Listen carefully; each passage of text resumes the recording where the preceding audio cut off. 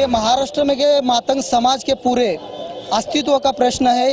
पूरा मातंग समाज ये स्वतंत्र रिजर्वेशन के वास्ते ये आज विधान भवन नागपुर पे पूरे महाराष्ट्र में के सब जिले में से यहाँ ये रोड पे आया है।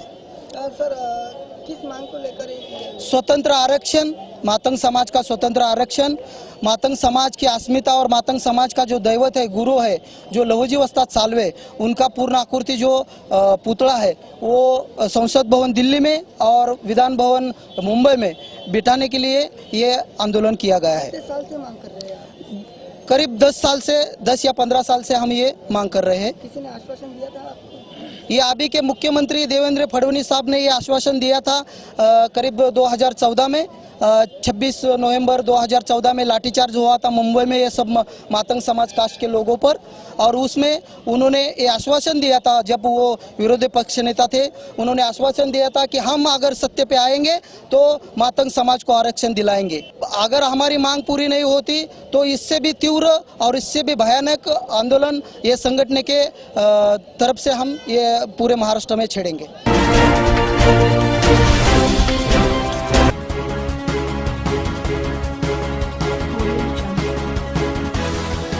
आज का आंदोलन हमने पुलिस डिपार्टमेंट के कार्यकर्ताओं के लिए और पुलिस डिपार्टमेंट के परिवार के लिए, पुलिस डिपार्टमेंट में जो लोग काम करते हैं उनके लिए हमने ये आज का आंदोलन रखा हुआ है। ये मांगे हम पूरी करके रहेंगे। हम हाईकोर्ट तक अपील डालेंगे, हम कुछ भी करेंगे, हम पूरा पुलिस वर्ग एक जगह पे खड़ा करेंगे, लेकिन हम अपनी मांगे पूरी करके रहेंगे, हर हाल में रहेंगे। साल से हम इस आंदोलन का फॉलोअप कर रहे हैं। हमने पिछले 5 साल से पुलिस लोगों की जो तकलीफ हो रही है, पुलिस डिपार्टमेंट को जो तकलीफ हो रही है, उनको क्या प्रॉब्लम्स है, उनको क्या परेशानी है, इसके लिए हम लोगों ने उनका पूरा स्टडी किया। 5 साल से पिछले गृह मंत्रालय से हम लोग पत्र व्यवहार कर रहे हैं। नागपुर के विधिमंडल के हर अधिकारी को, हर मंत्री को हमने इसका निवेदन दिया है कि पुलिस वालों को जो तकलीफ है उस तकलीफ के बारे में समझो, उनके परेशानियों को समझो और उनके लिए सोल्यूशन दो। इसके अंदर हमारी खास डिमांड है कि पुलिस वाले की ड्यूटी 8 घंटा होनी चाहिए, उनको साप्ताहिक छुट्टी बराबर होनी चाहिए, उनका बैकलॉग जो उनको भर के आना चाहिए, और उनकी जो रहने की परेशानी है, 350 स्क्वायर फीट उनको रहना पड़ रहा है, उनके घर बहुत खराब हो चुके हैं, उनको घर के लिए अच्छे से अच्छा उनको घर मिलना चाहिए। ये हमारी प्रमुख मांगे हैं।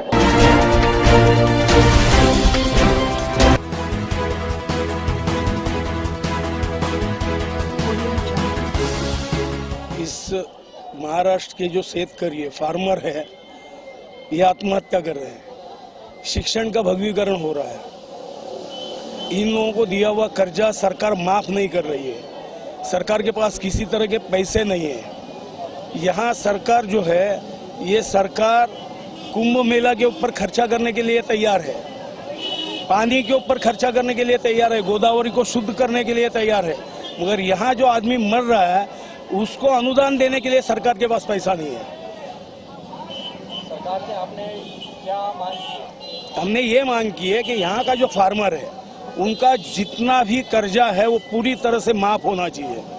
उन लोगों के ज़रूरत के हिसाब के मुताबिक उनको दोबारा कर्जा मिलना चाहिए ताकि वो खेती कर सके। खेती अगर वो कर सकते हैं तो इस भारत को समझ सकते हैं। तो हमारा ये आंदोलन इसी तरह से जारी रहेगा। रिपब्लिकन पार्टी फोरम हम लोगों ने शुरुआत की है, जैसे उपेंद्र जी सेंडे है, इनके नेतृत्व में हमारे पार्टी के लोग हैं और सारे हमारे रिपब्लिकन जो जितने भी ग्रुप है सब एक साथ होकर इस लड़ाई को आखिरी तक लड़ेंगे। जहां तक सरकार हमारे सामने झुकती नहीं है, हम इस हिस्से को नहीं छोड़ने वाले। रिपब्लिक पक्ष से पूरी तरह से किया गया है, इसलिए किया गया है कि सरकार जो जनता को, पब्लिक को आश्वासन देती है वो पूरा नहीं करती, इसलिए आंदोलन करना जरूरी हो जाता है। और एक सादा उदाहरण आपको बता रहा हूँ, नागपुर शहर का यशवंत स्टेडियम के सामने डॉक्टर बाबा साहब अम्बेडकर जन्म शताब्दी स्मारक का निर्णय कई सालों से हुआ है। सत्ता नहीं थी इनकी, तब भी इन्होंने आश्वासन दिए, आज भी आश्वासन दे रहे, लेकिन केंद्र में सरकार इनकी है, राज्य में सरकार इनकी है, लेकिन अभी तक उन्होंने एक ये सवाल छुड़ाया नहीं। और काय के लिए एक लीज का काम रुका हुआ है। लीज देना तो गवर्नमेंट के हाथ में है, सरकार इनकी है। तो सादा यशवंत स्टेडियम के सामने जो जगह का जन्म शताब्दी स्मारक का सवाल नहीं छोड़ सकती, तो ये राज्य का सवाल क्या छोड़ाएंगे। आज जनता भूख से मर रही है, खाने को मिल नहीं रहा। कई लोग झोपड़ी पर रहते हैं, उनको बाल के हक देना चाहिए। डिमांड कई सालों से है, उनको बाल के हक अभी तक नहीं दिया। सर्वे किया जा रहा है, लेकिन सर्वे करके वो रिपोर्ट सरकार के खाते में जमा होता है, लेकिन उसका कोई उपयोग नहीं हो रहा है। और जो आंदोलन है, भूमि आएगा उनका सवाल है, भूमि का। और अब आत्महत्या के बारे में ये देवेंद्र फडणवीस जो मुख्यमंत्री नहीं था, विरोधी पार्टी में था, उन्होंने बोला था आत्महत्या सरकार रोक नहीं सकती, ऐसा उनका कहना था विरोध में रहने के बाद। तब उन्होंने क्या कहा था कि शेतकरी लोगों की आत्महत्या, किसान लोगों की आत्महत्या जो होती है, उसके लिए जवाबदार लोग ये सत्ताधारी लोग हैं, उनको उनके ऊपर एट्रॉसिटी एक्ट लगाना चाहिए, खून का ये लगाना चाहिए, उनको अटक करना चाहिए। आज इनकी सत्ता है, आज ये क्या कर रहे हैं? एक साल में अनेक शेतकरी लोग आत्महत्या करें, कल तक आत्महत्या अभी जारी है। कोई एक कर्ज माफी का एक सवाल उठाया है कि शेतकरी लोगों, किसान लोगों का जो कर्जा है वो माफ़ करना चाहिए, लेकिन ये सरकार ने उसे कोई निर्णय लिया है। पैकेज तो हर साल देते हैं, हर साल पैकेज देते हैं, पैकेज देने के बाद भी उसका कोई फायदा नहीं हो रहा किसानों को। इसलिए हम चाहते हैं कि सही वाले में जनता के सवाल जो है, जो भी प्रॉब्लम है, पदोन्नति का सवाल है, सरकारी कर्मचारियों का सवाल है, और ऐसे कई सवाल पड़े हैं, झोपड़ी पट्टे का सवाल है, और किसानों का सवाल तो है सबसे बड़ा। ये सवाल गवर्नमेंट नहीं छोड़ सकती, इसलिए ये सारे सवालों को लेकर और विदर्भ का राज्य होना चाहिए, ये हमारी मांग है।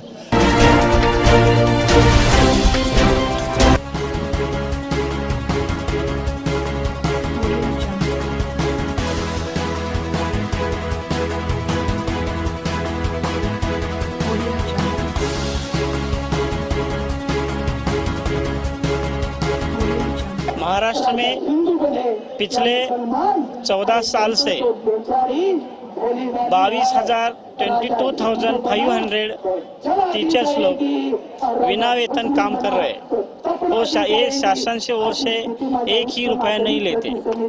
इसलिए हमारे टोटल राज्य के शिक्षक 125 आंदोलन करने के बाद पिछले सरकार ने उसका कायम शब्द हटाकर 2015 से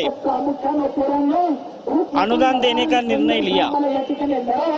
आज निर्णय लेकर 9-10 महीने हुए, या नया सरकार आई है।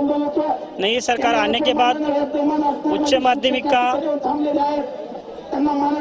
किस किस कॉलेज को अनुदान देना है, उसकी यादी, पात्रशालाओं की यादी डिक्लेयर करनी पड़ती है। इसकी यादी गवर्नमेंट ने अभी तक डिक्लेयर नहीं की, उसका काम चल रहा है।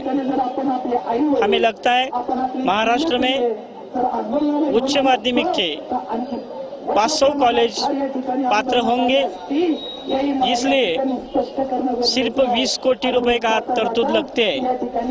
इस तरतूद करने के लिए गवर्नमेंट हमें बोल रहे हैं हम तरतूद नहीं कर सकते। महाराष्ट्र सरकार ने तरतूद करनी चाहिए, इसलिए हम राज्य के सब लोग इधर आए हैं। जब तक शिक्षण मंत्री, अर्थ मंत्री, मुख्यमंत्री हमारे प्रश्न के बारे में उचित सोचेंगे, उचित सोचने के बाद हमें लिखित देंगे, और लेके हमें ऐसा चाहिए उच्च माध्यमिक का तरतूद के लिए जितना फंड है, ये तरतूद हम आने वाले मार्च अधिवेशन में करेंगे, या ऐसा हमें देंगे, तभी हम ये हमारा चालू रहे, हमारा जो उपोषण शुरू है, आंदोलन जो शुरू है, तभी हम हमारा आंदोलन विसर्जित करेंगे। और एक हमारी एक मांग है कि महाराष्ट्र में 500 कॉलेज पात्र हो रहे हैं, ऐसा हमें लग रहा है। बाकी 5,000 कॉलेज है, उसका ही मूल्यांकन होना चाहिए, और मूल्यांकन होने के बाद उसकी आर्थिक तरतूद होनी चाहिए। ये हमारी मांग है। जब तक शासन हमको ठोस निर्णय नहीं देंगे, तब तक हम रुकने वाले, और अगले हमारा प्रोग्राम जब तक वो काम नहीं करेंगे, हम ऐसा भी इशारा गवर्नमेंट की तरफ कर रहे हैं कि HSC आने वाली HSC बोर्ड परीक्षा है, उसके ऊपर भी हम बहिष्कार डालने वाले हैं। गवर्नमेंट ने हमारा अंत मत देखे, जल्द से जल्द हमें निर्णय दीजिए, और हमारा मोर्चा है वो मोर्चा विसर्जित करिए।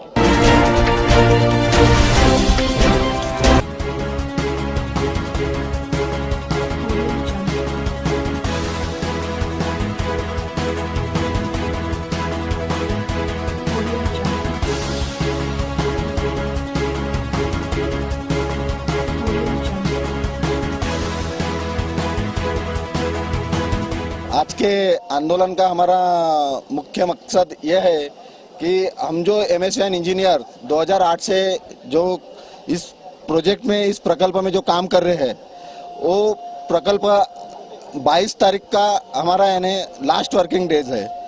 तो हमारी जो मेन यानी जो डिमांड है या जो हमारी मांगनी है ये है कि हमको एक जॉब सिक्योरिटी महाराष्ट्र सरकार ने हमको देने को होना। इसके लिए हमारा ये आज का आंदोलन का, हमारे मोर्चे का ये मुख्य उद्देश्य है। और आज तक जो हमारा जो हम 2008 से जो काम कर रहे हैं, तो एक बिल्कुल कम मानधन पे हम यहाँ पे जो काम कर रहे हैं, हमारे अपने जेब में से पैसे लगाकर इस प्रोजेक्ट को हम क्या कर रहे हैं, अभी चालू रखा है। तो इस प्रोजेक्ट को आगे भी ऐसे अगर चालू रखना है तो हमारे जैसे जो हम इंजीनियर्स हैं, जो हम अभी तक 2008 से यहाँ पे काम कर रहे हैं, इस सभी इंजीनियर्स को हमको यानी इन्होंने एक जॉब सिक्योरिटी देना चाहिए। इसके लिए हमारा ये जो मुख्य यानी जो आंदोलन है ये चालू है। आपकी क्या क्या मांग है? हमारी जो मांग है ये है कि एक तो सबसे जो मेन और पहली जो मांग है हमारी वो है जॉब सिक्योरिटी, यानी रोजगार की हमी जो हम बोलेंगे तो सब हमारे जो कार्यरत एमएसवीएन इंजीनियर्स है पूरे ऑल ओवर महाराष्ट्र में, कितने इंजीनियर्स हैं? हमारे पूरे 402 एमएसवीएन इंजीनियर्स कार्यरत है, मंत्रालय से लेकर तालुका लेवल तक। तो इन सभी एमएसवीएन इंजीनियर्स को एक जॉब सिक्योरिटी दी जाए। और दूसरी बात, जो गवर्नमेंट रेट के हिसाब से जो पेमेंट्स होता है, जो मानधन होता है, जो वेतन होता है, वो हमको सभी इंजीनियर्स को देना चाहिए। कितना वेतन है? लगभग गवर्नमेंट रेट के हिसाब से 17,200 समथिंग जो वेतन है वो हमको देना चाहिए। और क्योंकि क्या करती है गवर्नमेंट एक कंपनी को कॉन्ट्रैक्ट दे देती है और वही कंपनी फिर और एक थर्ड कंपनी को कॉन्ट्रैक्ट देके जो हमारा हक का पैसा होता है वो दूसरी कंपनी शेयर हो जाती है। तो उसकी वजह से हमको बहुत ही कम मानधन मिलता है। अगर आपकी मांग सरकार नहीं मानती तो आप क्या करोगे? हमारी अगर मांग सांगती नहीं है तो इसके लिए हमारा जो नेक्स्ट जो स्टेप होगा, हम मुंबई जाके ये जो इस तरह का मोर्चा है, इससे और भव्य मोर्चा हम मुंबई मंत्रालय पे लेके जाएंगे माननीय सीएम साहब के तरफ। यहाँ पे कई सालों से, अभी 2008 से हम लोग यहाँ पे काम कर रहे हैं और हमारा अभी ये प्रत्येक इंजीनियर जो काम कर रहा है उसको अभी गवर्नमेंट साइड पे कैसे काम होता है और किस तरीके से काम करना चाहिए ये सब उसको अनुभव हो चुका है। और आज की डेट में ऐसा हो रहा है कि नई कंपनी आके आज हमको एक नोटिस पीरियड दे दिया और आपका एक आखिरी दिन है करके बोल दिया। हम लोग जो इतने सालों से यहाँ पे मेहनत कर रहे हैं और हमने जो काम किया है उसका कोई किसी ने ध्यान ही नहीं रखा और हमको एक घर पे भगा दिया जा रहा है। ये हमको अभी एक्सेप्टेबल नहीं है। हम चाहते हैं कि हमारी जॉब सिक्योरिटी रहे और हमने जो पेमेंट का गवर्नमेंट के रूल अनुसार जो पेमेंट मिलता है वो मिलना चाहिए, हमारी मांगनी है। ये जो आंदोलन है ये सभी कर्मचारियों के लिए एमएसवीएन जो प्रोजेक्ट चला रही है महाराष्ट्र शासन, डिजिटल इंडिया के अंतर्गत इसकी शुरुआत जो हुई थी वो 2005 से शुरुआत हुई है, लेकिन प्रशासन और शासन के कुछ डिसीजनों की वजह से इसको शुरू करने में 2008 लग गया। 2005 से 2008 के बीच में कुछ पेंडेंसीज थी गवर्नमेंट की तरफ से जो क्लियर नहीं थी, लेकिन इसे दिल्ली सरकार के तरफ से बहुत ज़्यादा दबाव होने की वजह से इसे आनन फानन में कंपनियों को टेंडर करके जो टेंडरिंग हुआ उसके स्पैन को कंपनी जो दी गई आईटीआई के क्या बोलते कंबाइंड में, तो वो कंपनी के साथ टाइप करके ये प्रोजेक्ट का इम्प्लीमेंटेशन करा गया। 2008 से 5 साल के लिए बॉन्ड था, बूट लेवल का ये प्रोजेक्ट था। लेकिन इसमें हुआ ये है कि जो कर्मचारी था उसका पूरा यूटिलाइजेशन कर लिया गया प्रोजेक्ट इम्प्लीमेंटेशन के लिए। और 2013 से लेके जो कंपनी थी डीआईटी के तरफ से जो फाइनेंशियल ये होना चाहिए था सपोर्ट, वो न मिलने की वजह से राज्य सेतु जो है महाराष्ट्र शासन उनके ओर से जो सैलरी या मानधन मिल रही थी, तो उसको हम ये चाहते हैं कि कंटिन्यूएशन में जो भी एम्प्लॉयज़ है उनको अभी रख के आगे जो प्रोजेक्ट का इम्प्लीमेंटेशन है, जो रुका हुआ काम है वो पूरे तौर से हो जाना चाहिए।